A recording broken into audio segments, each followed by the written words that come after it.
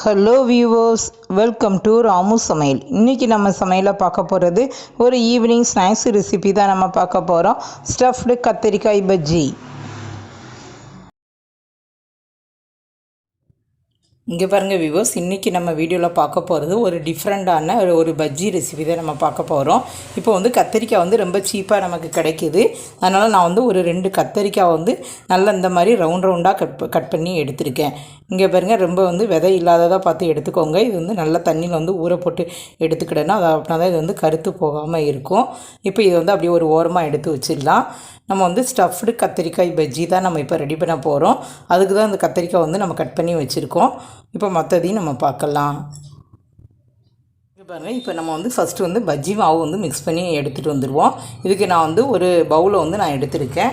இப்போ இதில் ஒரு 100லேருந்து 150 கிராம் கடலை மாவு எடுத்திருக்கேன். இதை இதில் ஆட் பண்ணிடலாம். இப்போ இதுக்கு ஒரு 3 டீஸ்பூன் அளவுக்கு அரிசி மாவு எடுத்திருக்கேன். இதையும் இதில் ஆட் பண்ணிடலாம். அதுக்கப்புறம் கொஞ்சமாக மஞ்சள் பொடி, ஒரு கலருக்காக தான். நீங்கள் வேணால் கேசரி பவுடர் கூட ஆட் பண்ணனா ஆட் பண்ணிக்கலாம். இப்போ ஒரு 1/2 டீஸ்பூன் வத்தப்பொடி. அதுக்கப்புறம் இந்த பஜ்ஜி மாவுக்கு தேவையான உப்பு ஆட் பண்ணிடலாம். இதையும் ஆட் பண்ணியாச்சு. இப்போ இந்த ஸ்டேஜில் மெயினாக நல்லா வாசனையாக ஒரு 1/4 டீஸ்பூன் பெருங்காயத்தூள் எடுத்து வச்சுருக்கேன். இதையும் இதில் ஆட் பண்ணிடலாம். இதுதான் இந்த பஜ்ஜிக்கு ரொம்ப முக்கியமானது. அதுக்கப்புறம் இப்போ இதில் ஒரே ஒரு சிட்டிகை நம்ம பேக்கிங் சோடா, அதாவது சோடா உப்புன்னு சொல்லுவாங்க பார்த்தீங்களா, அதை இதில் ஆட் பண்ணிடலாம். அப்படின்னா தான் பஜ்ஜி நல்லா உப்பெல்லாம் நமக்கு கிடைக்கும். அதனால் ஒரே ஒரு சிட்டிகை பேக்கிங் சோடா. இப்போ இதை நல்லா தண்ணி விட்டு, ரொம்ப தண்ணி இல்லாமல் பார்த்து நல்லா மிக்ஸ் பண்ணி எடுத்துகிட்டு வந்துடணும். நம்ம ஆஸ் யூஸ்வல் எப்படி பஜ்ஜி மாவு கலந்து வைப்போமோ அதே மாதிரி கலந்து எடுத்துகிட்டு வரணும். ஏன்னா இப்படி சின்ன பவுலில் செய்தோன்னா நம்ம அப்படின்னா தான் அது டிப் பண்ணி நம்ம போடுறதுக்கு வசதியாக இருக்கும். நம்ம குறைவான அளவு தான் செய்தோம் பார்த்தீங்களா, அதை அகலமான பாத்திரத்தில் செய்கிறத விட இப்படி சின்ன பாத்திரத்தில் செஞ்சிங்கன்னா அந்த குவான்டிட்டி நல்லா அதிகமாக தெரியும். நம்ம டிப் பண்ணி போடுறதுக்கு வசதியாக இருக்கும். இப்போ இது இன்னும் கொஞ்சம் நமக்கு தண்ணி தேவைப்படுது. தண்ணி விட்டு இது நல்ல ஒரு பஜ்ஜி மாவு பதத்துக்கு நம்ம ரெடி பண்ணி எடுத்துகிட்டு வந்துடலாம். இங்கே பாருங்கள் வியூவர்ஸ், இப்போ பஜ்ஜி மாவு நான் மிக்ஸ் பண்ணி எடுத்துகிட்டு வந்துட்டேன். இங்கே பாருங்கள், ரொம்ப தண்ணியும் இல்லாமல் ரொம்ப திக்காகவும் இல்லாமல் கரெக்டான அளவாக இருக்குது நமக்கு. இங்கே பாருங்கள், நம்ம ஃபஸ்ட்டே பஜ்ஜி மாவு மிக்ஸ் பண்ணி வச்சுட்டு மற்ற ப்ராசஸ் பண்ணோம்னா நம்ம பேக்கிங் சோடா போடும்போது அதை கொஞ்சம் நேரம் ரெஸ்ட்டில் வைக்கணும். அதுக்கு இந்த டைம் நமக்கு கரெக்டாக இருக்கும். அதனால தான் நம்ம ஃபஸ்ட்டு பஜ்ஜி மாவு மிக்ஸ் பண்ணி எடுத்துகிட்டு வந்திருக்கோம். இப்போ இதை அப்படியே ஒரு ஓரமாக நம்ம எடுத்து வச்சிடலாம். இப்போ இதுக்கு தேவையான நம்ம ஸ்டஃபிங் இப்போ ரெடி பண்ண போகிறோம். இதுக்கு நான் ஒரு 4 உருளைக்கிழங்கு குக்கரில் வேக வச்சு தோல் நீக்கி எடுத்துகிட்டு வந்திருக்கேன். இது வேக வைக்கும்போது இதுக்கு ஒரே ஒரு சிட்டிகை உப்பு ஆட் பண்ணி நான் வேக வச்சுருக்கேன். இது இப்போ நல்லா மேஷ் பண்ணி எடுத்துக்கிடணும். இதுதான் இன்றைக்கி நம்ம ஸ்டஃபிங்கை இப்போ உள்ளே வைக்க போகிறோம். இது இப்போ நல்லா மேஷ் பண்ணி எடுத்துகிட்டு வந்துடலாம். பாருங்கள், நம்ம உருளைக்கிழங்கு நல்லா மேஷ் பண்ணி எடுத்துகிட்டு வந்துட்டேன். இப்போ இந்த ஸ்டேஜில் ஒரே ஒரு வெங்காயம் நல்லா பொடிசாக கட் பண்ணி வச்சுருக்கேன். இதையும் இதில் ஆட் பண்ணிடலாம். அப்புறம் ஒரே ஒரு பச்சை மிளகாயை பொடிசாக கட் பண்ணி வச்சுருக்கேன். இதையும் இதில் ஆட் பண்ணிடலாம். இப்போ இதுக்கு தேவையான அளவு உப்பு, ஒரு 1/4 டீஸ்பூன் மஞ்சள் பொடி, 1/2 டீஸ்பூன் தனி மிளகாய்த்தூள், ஒரு 1/2 டீஸ்பூன் கரம் மசாலா பொடி. நல்ல ஒரு வாசமாக இருக்கும். இப்போ இது கூடயே கொஞ்சமாக புதினா இலையும் ஆட் பண்ணிக்கலாம். அப்புறம் கொஞ்சமாக கொத்தமல்லி இலை. இதெல்லாம் இருந்ததுன்னா இது செஞ்சு சாப்பிட்றதுக்கு ரொம்ப அருமையாக இருக்கும்.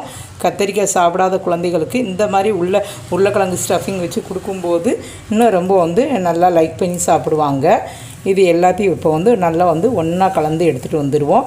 இதுக்கு வெங்காயம் நம்ம வதக்கிட்டு ஆட் பண்ணணும்னு அவசியம் இல்லை. ஏன்னா நம்ம மறுபடியும் ஃப்ரை பண்ண தானே போகிறோம். அதனால் இதை நம்ம அப்படியே பச்சையாகவே நம்ம ஆட் பண்ணிக்கலாம். இங்கே பாருங்கள், இது எல்லாத்தையும் நல்லா ஒன்று போல் கலந்து எடுத்துகிட்டு வந்துடுவோம். பாருங்கள், நான் நல்லா பொட்டேட்டோ நல்லா ஸ்டஃபிங் ரெடி பண்ணி வந்துட்டேன். இப்போ கொஞ்சமாக கையில் ஆயில் இல்லைன்னா ஏதாவது தண்ணி அப்ளை பண்ணிவிட்டு இதை ஒரு சின்ன உருண்டையாக நம்ம எடுத்துக்கிட்டு கையில் உள்ளங்கையில் வச்சு ஒரு கட்லெட்டுக்கு நம்ம ஷேப் செய்வோம் பார்த்திங்களா, அது மாதிரி நம்ம செஞ்சு எடுத்துக்கிடணும். இங்கே பாருங்கள், இது மாதிரி செஞ்சு எடுத்துக்கோங்க. இது மாதிரி செஞ்சு எடுத்துட்டு நம்ம 2 கத்திரிக்காய் பீஸுக்கு நடுவில் இதை வச்சுட்டு இது மாதிரி பஜ்ஜி மாவில் நம்ம முக்கி போட போகிறோம். அதுதான் இது வந்து ஸ்டஃப்டு கத்திரிக்காய் பஜ்ஜின்னு நான் சொன்னேன். இந்த மாதிரி உங்களுக்கு எவ்வளோ மெலிசாக செய்ய முடியுமோ அந்தளவுக்கு செஞ்சுக்கோங்க. ரொம்ப அகலமாகவும் வேண்டாம், ஏன்னா ஒவ்வொரு கத்திரிக்காய் பீஸு எந்த சைஸுக்கு இருக்கோ அது மாதிரி நீங்கள் செஞ்சுக்கோங்க. இதே மாதிரி இது எல்லாத்தையுமே நம்ம செஞ்சு எடுத்துகிட்டு வந்துடலாம். இப்போ பாருங்கள் வியூவர்ஸ், நான் வந்து ஸ்டவ்வை ஆன் பண்ணி ஒரு கடாயை வந்து நான் ஸ்டவ்வில் வச்சுருக்கேன். இப்போ இதில் வந்து தேவையான அளவு வந்து எண்ணெயை வந்து ஆட் பண்ணியிருக்கேன். இப்போ நம்ம வந்து இந்த இதெல்லாம் நல்லா வந்து இந்த மாதிரி வந்து நான் வந்து ஸ்டஃபிங் பண்ணுறதுக்கு உருளைக்கிழங்கு வந்து நான் தட்டி எடுத்துகிட்டு வந்திருக்கேன். இப்போ இந்த ஸ்டேஜில் நம்ம இப்போ என்ன செய்ய போகிறோம்னா, நல்லா இங்கே பாருங்கள், இப்படி ஒரு கத்திரிக்காவை எடுத்துக்கிடணும். இந்த கத்திரிக்காய் வந்து நடுவில் வச்சுட்டு நம்ம இதில் உள்ள இந்த ஸ்டஃபிங்கை வந்து இது மேலே வச்சுருங்க. வச்சுட்டு இப்போ இதுக்கு மேலேயும் ஒரே ஒரு கத்திரிக்காய் வந்து பீஸ் வந்து நம்ம இது மேலே வச்சிடலாம். இப்போ பாருங்கள், இது மேலே வந்து இப்படி வச்சுட்டு நல்லா அழுத்திட்டு இதை வந்து இப்போ வந்து நம்ம வந்து இந்த மாவில் வந்து டிப் பண்ணி போட போகிறோம். நம்ம ஆஸ் யூஸ்வல் எப்படி நம்ம வந்து பஜ்ஜி மாவுக்கு வந்து பஜ்ஜி எப்படி ரெடி பண்ணுவோமோ அதே மாதிரி தான். இங்கே பாருங்கள், இதை வந்து நல்லா வந்து இதில் டிப் பண்ணியாச்சுன்னா இது வந்து மாவு வந்து வெளியில் லீக் ஆகாமல் இருக்கும்.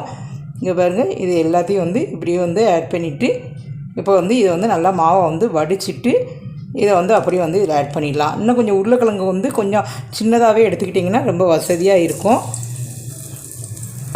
இங்கே பாருங்கள், இதே மாதிரி நான் இன்னொன்னையும் போட்டு காட்டுதேன். நான் வந்து கொஞ்சம் சின்ன பீஸாகவே எடுத்துருக்கேன்.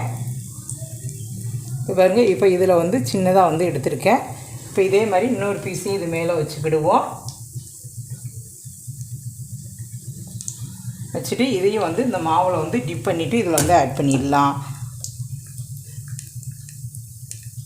இங்கே வந்து இப்படி செஞ்சு கொடுக்கலாம். நான் வந்து இன்னொரு மெத்தடும் நான் ஃபாலோ பண்ணியிருக்கேன், அதையும் வந்து அடுத்தது நான் செஞ்சு காட்டுதேன். இப்போ இதை வந்து இதில் வந்து அப்படியே ஆட் பண்ணிடலாம். இது பாருங்கள் வியூவர்ஸ், இப்போ வந்து நான் 2 பக்கமுமே நல்லா திருப்பி போட்டுட்டேன். இங்கே பாருங்கள், நல்லா எவ்வளோ பெருசாக நல்லா வந்து இந்த உருளைக்கிழங்கு ஸ்டஃபிங் இருக்கிறதுனால குழந்தைகள் வந்து இந்த பஜ்ஜியை வந்து அவாய்ட் பண்ணாமல் அப்படியே சாப்பிடுவாங்க.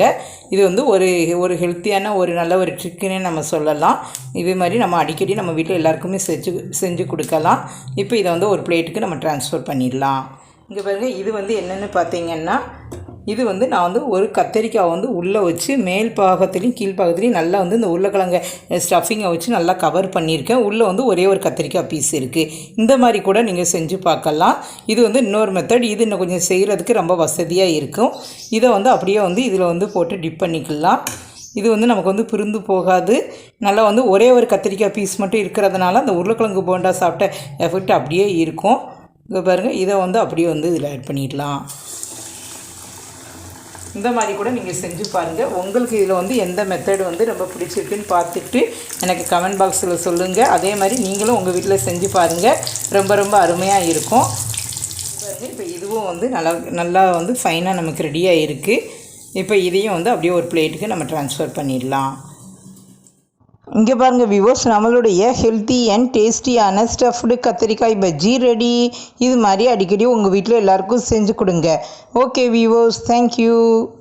வியூவர்ஸ், இந்த ரெசிபியை நீங்கள் ரொம்ப என்ஜாய் பண்ணியிருப்பீங்கன்னு நினைக்கிறேன். உங்களுக்கு இந்த வீடியோ பிடிச்சிருக்குன்னா லைக் பண்ணுங்கள், ஷேர் பண்ணுங்கள்.